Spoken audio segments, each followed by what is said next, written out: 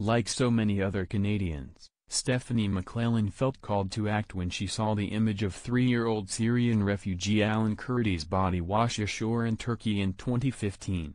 Through Facebook posts and word of mouth, McClellan connected with other like-minded people in the little town of Lewisport, NL, to form the Lewisport Refugee Outreach Committee. The town of 3,400 fundraised and got organized to sponsor one family from Iraq and one from Syria through the Blended Visa Office Referred program. Last month, the committee officially disbanded as the town said goodbye to the second of the two families who had become part of the community over the last few years. Both families have moved to Windsor, Ontario, in search of better job security, proximity to family and friends, and a larger community of Arabic speakers. McClellan says she's happy for her friends' next chapter, but will miss having them downstairs in her home's basement apartment. "It will be different," said McClellan. "I'll miss just being able to go have a coffee and visit, and have the kids come up and play games for an evening, or go out to the park, things like that. Just regular stuff that an aunt might do. It's bittersweet because we will definitely miss them, but we completely understand that they need to go to a place where they can feel more involved in their life."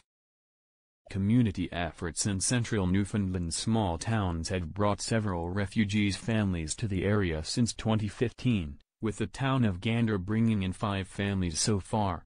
But the province has the lowest refugee retention rate in the country at 36%. Carrie Neal, a graduate student at Memorial University in St. John's, NL, co-authored a recent report that assessed refugee retention in the province. Neal says that while social isolation and a virtually non-existent Arabic-speaking community have a significant impact on newcomers' decision to stay in the towns that sponsored them, refugees moving out of small communities are likely motivated by many of the same economic factors as other Newfoundlanders. "In rural areas, we're seeing general out-migration," said Neal. "The reason that refugees are leaving is basically the same reason that Newfoundlanders are leaving. They're just looking for some better employment opportunities elsewhere."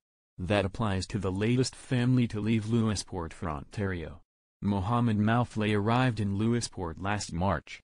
He was able to land a seasonal painter's job, but it was unreliable in the snowy winter months. For Talika Morgan, Mauflay's mother, the language barrier in Lewisport was a big shock. An issue with the family's paperwork meant that the Morgan arrived in Canada almost a year before her son, daughter-in-law and grandchildren, making her the only Arabic speaker in the town. Despite the language barrier, Morgan came out to community events and became Arabic nan to her new neighbors.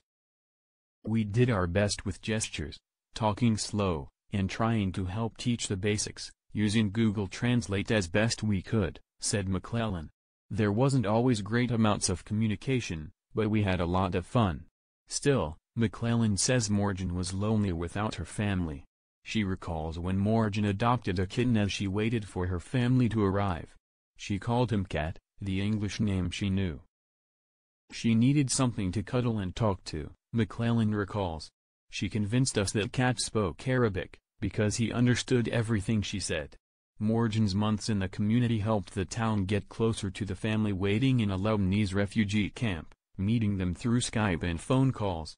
Once the kids arrived, they jumped right into school.